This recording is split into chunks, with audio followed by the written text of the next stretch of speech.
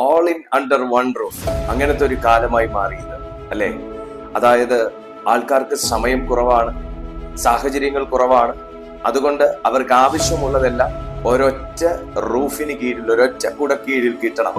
എന്നാൽ അവിടെയാണ് ആൾക്കാർ ഏറ്റവും കൂടുതൽ ശ്രദ്ധ ചെലുത്തുന്നത്.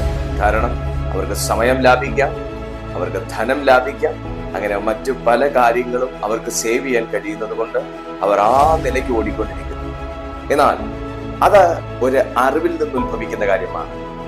എല്ലാം ഇന്ന ഇടത്ത് പോയാൽ കിട്ടും എന്നുള്ളത് ഒരു അറിവാണ്.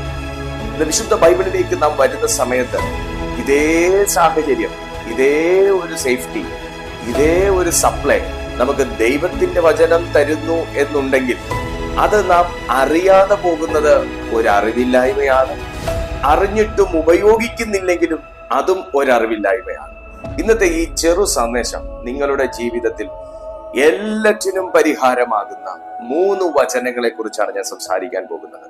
ദൈവത്തിന്റെ വചനം ഇരുവായ്ത്തലയുള്ള ഏതൊരു വാളിനേക്കാളും മൂർച്ചയേറിയതായതുകൊണ്ട് ഞാൻ താങ്കളോട് ആരംഭ സമയം തന്നെ പ്രവചിക്കുകയാണ്.